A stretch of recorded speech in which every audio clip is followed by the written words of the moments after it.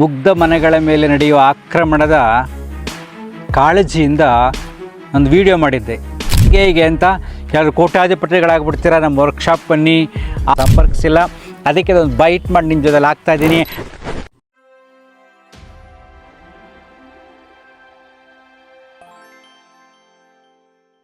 ನಮಸ್ಕಾರ ಸ್ನೇಹಿತರೆ.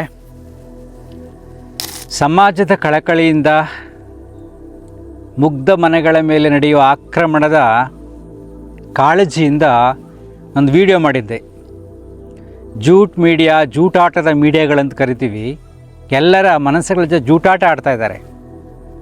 ಅದನ್ನು ಮಾಡಿ ದುಡ್ಡು ಬರುತ್ತೆ, ಇದನ್ನು ಮಾಡಿ ದುಡ್ಡು ಬರುತ್ತೆ, ಸಮಸ್ಯೆ ಎಲ್ಲ ಬಗೆಹರುತ್ತೆ, ವೈರಿಗಳಿರೋದಿಲ್ಲ, ಹಾಗೆ ಹೀಗೆ ಅಂತ ಕೆಲವರು ಕೋಟ್ಯಾಧಿಪತಿಗಳಾಗ್ಬಿಡ್ತೀರಾ, ನಮ್ಮ ವರ್ಕ್ಶಾಪ್ ಬನ್ನಿ, ಎಲ್ಲ ಹೇಳ್ತಾ ಇದ್ದಾರೆ ಸೋಷಿಯಲ್ ಮೀಡ್ಯಾದಲ್ಲಿ. ಅದ್ರ ಬಗ್ಗೆ ನಾನು ಒಂದು ಚಾಲೆಂಜ್ ಮತ್ತು ಕೋರಿಕೆಯ ಬಗ್ಗೆ ಒಂದು ವಿಡಿಯೋ ಮಾಡಿ ಹಾಕಿದ್ದೆ. ಆ ವಿಡಿಯೋದಲ್ಲಿ ನಾನು ಹೇಳಿದ್ದೆ, ಈ ವಿಡಿಯೋನ 9 ವಾರಗಳು ಪುನಃ ರಿಪೀಟಾಗಿ ಆಗ್ತಾಯಿರ್ತೀನಿ.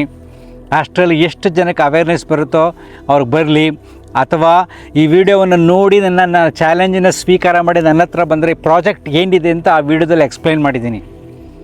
ಎಲ್ಲರ ಈಗಾಗಲೇ ನೋಡಿ ನೀವು ಪಾಪ ಎಷ್ಟೊಂದು ನೋಡ್ತಾ ಇದ್ದೀರಾ, ಮೈಕ್ರೋ ಫೈನಾನ್ಸಲ್ಲಿ ಎಂತೆಂಥ ಸಮಸ್ಯೆಗಳು ನಡೀತಾ ಇದೆ, ಬೇಕಾಷ್ಟು ಜನಗಳು ಆತ್ಮಹತ್ಯೆ ಮಾಡ್ಕೊತಾ ಇದ್ದಾರೆ, ಸಾಲ ತೀರ್ಸೋಕ್ಕಾಗದೆ. ಈ ಥರ ಮುಗ್ಧ ಮನೆಗಳಿಗೆ, ಬಡವರಿಗೆ ಸಹಾಯ ಮಾಡಬೇಕು.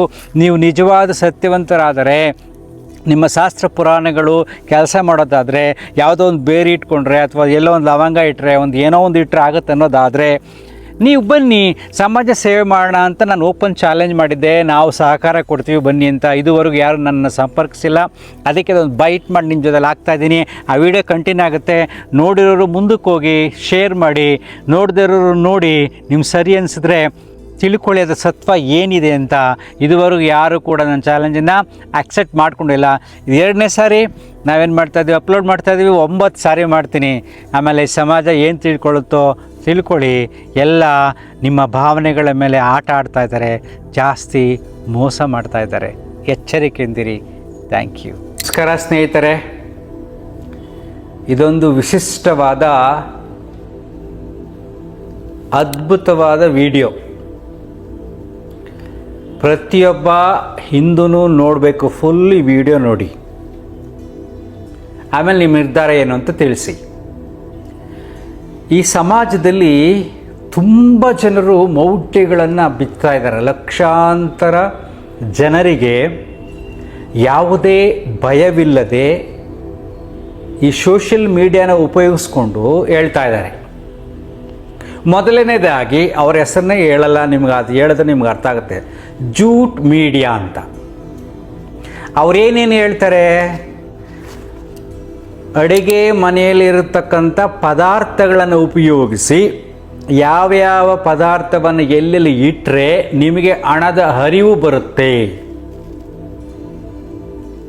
ಇದೊಂದು ಕೆಲಸ ಮಾಡಿ ಸಾಕಾಗುವಷ್ಟು ದುಡ್ಡು ಬರುತ್ತೆ, ನೀವು ಶ್ರೀಮಂತರಾಗ್ತೀರಾ, ಈ ಲಕ್ಷ್ಮೀ ಬೇರನ್ನು ನಿಮ್ಮ ಮನೆಯಲ್ಲಿ ಇಟ್ಕೊಳ್ಳಿ, ನಮ್ಮ ಹತ್ರ ತಗೊಂಡೋಗಿ ನೀವು ಶ್ರೀಮಂತರಾಗ್ತೀರಾ, ಈ ಮಂತ್ರವನ್ನು ಹೇಳಿ ಹಣವಂತರಾಗ್ತೀರಾ, ಸಾಕಾಗುವಷ್ಟು ಹಣ ಬರುತ್ತೆ ಅಂತ ಇದೆ. ಎಲ್ಲ ಥಂಬ್ನೇಲ್ಗಳಿದೆ, ಅದನ್ನೆಲ್ಲ ತೋರ್ಸೋಕ್ಕಾಗಲ್ಲ, ಯಾಕೆಂದರೆ ಕಾಪಿರೈಟ್ ಸ್ಟ್ರೈಕ್ ಮಾಡ್ತಾರೆ. ಇಲ್ಲಿ ನನ್ನ ಕಾಳಜಿ ಏನು ಅಂದರೆ, ಅವ್ರು ಹೇಳ್ತಾ ಬರ್ತಾರೆ, ಇದು ಸನಾತನ ಧರ್ಮದಿಂದ ಬಂದಿರತಕ್ಕಂಥ ವಿದ್ಯೆ, ಹಿಂದೂ ಧರ್ಮವನ್ನು ಉಪಯೋಗಿಸ್ತಾರೆ ಅವರು.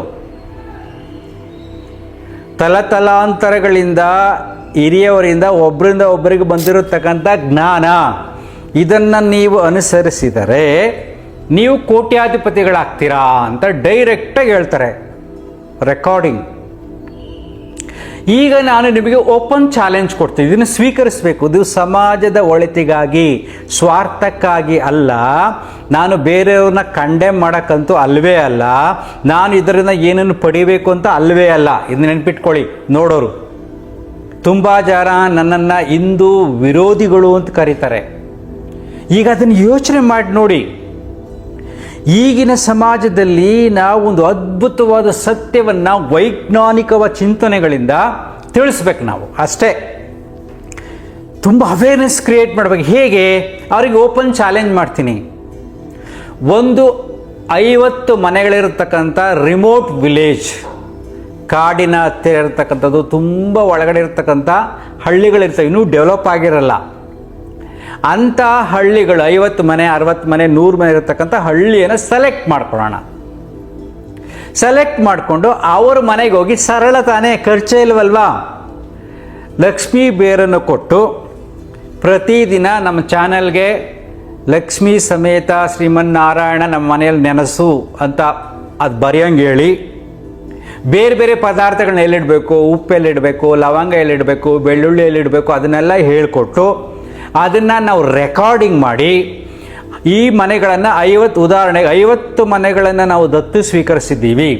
1 ವರ್ಷದಲ್ಲಿ ಇವರೆಲ್ಲರಿಗೂ ಬೇಕಾದಷ್ಟು ಹಣ ಬರುತ್ತೆ, ಬೇಕಾದಷ್ಟು ಕೋಟ್ಯಾಧಿಪತಿಗಳಾಗ್ತಾರೆ ಅಂತ ಹೇಳಿ ಅದನ್ನು ವಿಡಿಯೋ ಮಾಡಿ ಸೋಷಿಯಲ್ ಮೀಡಿಯಾಗೆ ಚಾಲೆಂಜ್ ಮಾಡೋಣ. ನಮ್ಮ ಸನಾತನ ಸಂಸ್ಕೃತಿ, ಹಿಂದೂ ಧರ್ಮ ಎಷ್ಟು ಸ್ಟ್ರಾಂಗ್ ಇದೆ ಅಂತ ಹೇಳ್ತಾರಲ್ಲ, ಇದನ್ನು ಮಾಡೋಣ. ಇದನ್ನು ಮಾಡೋಕ್ಕೆ ಏನೇನು ಪ್ರೋಸೆಸ್ ಮಾಡಬೇಕು, ಈಗ ನಾನು ಚಾಲೆಂಜ್ ಆಗ್ತಾ ಇದ್ದೀನಿ. ಇದನ್ನು ನೋಡಿ ಅವರು ಕಾಮೆಂಟ್ ಮಾಡಲಿ. ಯಾರು ಕೆಲವರು ವರ್ಕ್ಶಾಪ್ಗಳು ಮಾಡ್ತಿದ್ದಾರೆ, ಕೋಟ್ಯಾಧಿಪತಿ ಮಾಡುವ ವರ್ಕ್ಶಾಪು, ಹಣ ಬರುವ ವರ್ಕ್ಶಾಪು. ಒಬ್ಬರು ಯಾವ ಹಂತಕ್ಕೆ ಹೋಗಿದ್ದಾರೆ ಅಂದರೆ ಆ್ಯಪ್ ಮಾಡಿದ್ದಾರೆ. ಒಂದು ಆ್ಯಪ್ ಮಾಡಿ ಅದನ್ನು ಪ್ಲೇಸ್ಟೋರಿಂದ ಡೌನ್ಲೋಡ್ ಮಾಡಿಕೊಂಡ್ರೆ ಅದು ನಿನಗೆ ವಾರ್ನ್ ಮಾಡ್ತಾ ಇರುತ್ತೆ, ಎಲ್ಲಿ ಯಾವ ದುಡ್ಡನ್ನ ಹೇಗೆ ಉಪಯೋಗಿಸ್ಬೇಕು, ಎಷ್ಟು ದುಡ್ಡು ಬರುತ್ತೆ ಅಂತ ಅದೇ ಹೇಳ್ತಾ ಇರುತ್ತೆ. ಎಂಥ ಮಿಸ್ಟ್ರಿ ಅಂದರೆ ಹೆಂಗೆ ಹೇಳ್ತಾರೆ ಅಂದರೆ, ಆ ಆ್ಯಪ್ಗೆ ಪ್ರಾಣ ಪ್ರತಿಷ್ಠಾಪನೆ ಮಾಡಿದ್ದಾರೆ. ಅವರೇ ಹೇಳ್ತಾರೆ, ಪ್ರಾಣ ಪ್ರತಿಷ್ಠಾಪನೆ ಆ್ಯಪಿಗೆ ಮಾಡಿದ್ದೀನಿ ಅಂತ. ನಾವು ದೇವಸ್ಥಾನಗಳನ್ನು ಕಟ್ಟುವಾಗ, ದೇವರ ವಿಗ್ರಹವನ್ನು ಸ್ಥಾಪನೆ ಮಾಡುವಾಗ, ಈಗ ರೀಸೆಂಟಾಗಿ ಶ್ರೀರಾಮನ ವಿಗ್ರಹ ಮಾಡಿದ್ರಲ್ವಾ, ಅನಾವರಣ ಮಾಡುವಾಗ ಪ್ರಾಣ ಪ್ರತಿಷ್ಠಾಪನೆ ಅಂತ ಕೆಲವಾರು ವಿಧಿವಿಧಾನಗಳನ್ನು ಮಾಡಿ ಭಗವಂತನನ್ನು ಬೇಡಿಕೊಂಡು ಆ ಶಕ್ತಿ ಆ ಶಿಲೆಯಲ್ಲಿ ನೆಲೆಸಿ ಬರುವ ಭಕ್ತರಿಗೆ ಹರಸಲಿ ಅನ್ನತಕ್ಕಂಥ ಸಿದ್ಧಾಂತದ ಮುಖಾಂತರ ಪ್ರಾಣ ಪ್ರತಿಷ್ಠಾಪನೆಯಿಂದ ಹೋಮ ಹವನಗಳನ್ನು ಮಾಡ್ತೀವಿ.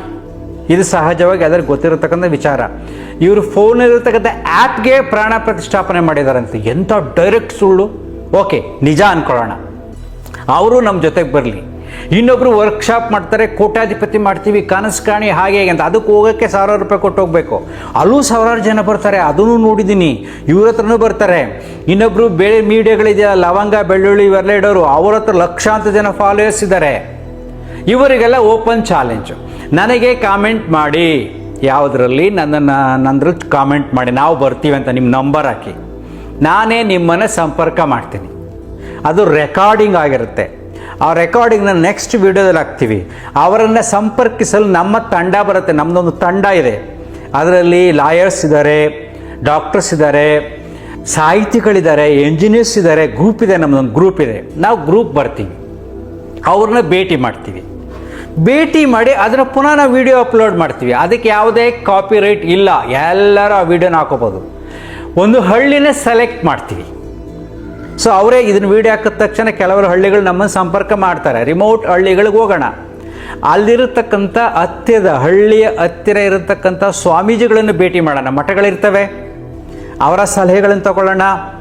ಮತ್ತು ನಿಮ್ಮ ತಮ್ನೇಲಲ್ಲಿ ಏನೇನು ಹಾಕಿದ್ದಾರೆ, ಎಷ್ಟೆಷ್ಟು ಕೋಟ್ಯಾಧಿಪತಿಗಳು ಮಾಡ್ತೀವಿ, ಸಿಂಪಲ್ ಎಲ್ಲ ತಮ್ನೇಲಲ್ಲಿ ಇದೆ ಅಲ್ವಾ, ಅದೆಲ್ಲವನ್ನು ಡೌನ್ಲೋಡ್ ಮಾಡಿ ಅದನ್ನು ಕಲರ್ ಜೆರಾಕ್ಸ್ ತಗೊಂಡು ಅದಕ್ಕೊಂದು ಪತ್ರ ಬರೆದು ಚೀಫ್ ಜಸ್ಟಿಸ್ ಆಫ್ ಕರ್ನಾಟಕ ಅವ್ರಿಗೆ ಕಳಿಸೋಣ, ಪರ್ಮಿಷನ್ ತಗೊಳ್ಳೋಕ್ಕೆ. CM ಕಳಿಸೋಣ, ಗವರ್ನರ್ ಕಳಿಸೋಣ.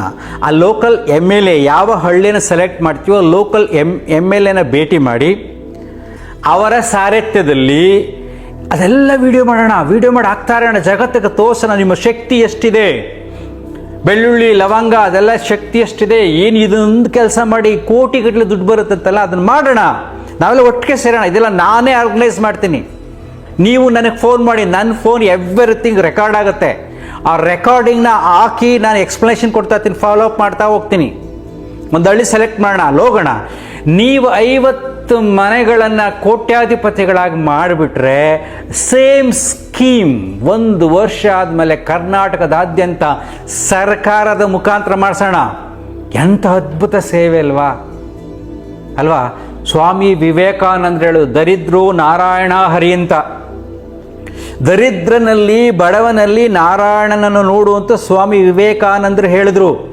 ಈ ಚಾಲೆಂಜನ್ನು ನೀವು ಸ್ವೀಕಾರ ಮಾಡಿ. ಕೇವಲ ರಿಮೋಟ್ ವಿಲೇಜ್, ದೂರದಲ್ಲಿರ್ತಕ್ಕಂಥ ಕಾಡಿನಲ್ಲಿರ್ತಕ್ಕಂಥ ಬಡತನ ಇರತಕ್ಕಂಥ 50 ಸಂಸಾರ ಇರತಕ್ಕಂಥ ಹಳ್ಳಿಯನ್ನು ಸೆಲೆಕ್ಟ್ ಮಾಡಿ ಅವರು ಕೋಟ್ಯಾಧಿಪತಿಗಳು ಮಾಡಿ 1 ವರ್ಷದಲ್ಲಿ ಈ ಜಗತ್ತಿಗೆ ತೋರಿಸಿದ್ರೆ ಎಷ್ಟು ಬದಲಾವಣೆ ಆಗುತ್ತೆ ಅಲ್ವೇನ್ರಿ?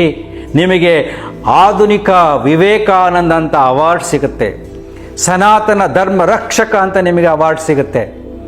ಇದನ್ನೆಲ್ಲ ನಾವು ಮಾಡಬೇಕು. ಈ ವಿಡಿಯೋನ ನಾನು ಏನು ಮಾಡ್ತದೆ ಹಾಕ್ತೀನಿ ಇವಾಗ.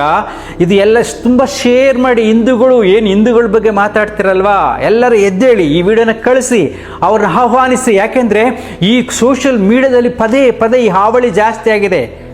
ಆದರೆ ತಪ್ಪೋ ಸರಿಯೋ ಜಗತ್ತಿಗೆ ವೈಜ್ಞಾನಿಕವಾಗಿ ತಿಳಿಸೋಣ, ಸೇವೆ ಮಾಡೋಣ. ಈ ಪ್ರಾಜೆಕ್ಟ್ ನಾನು ತಗೋತೀನಿ, ನಮ್ಮ ಜೊತೆಯಲ್ಲಿ 30 ಜನರಿದ್ದಾರೆ.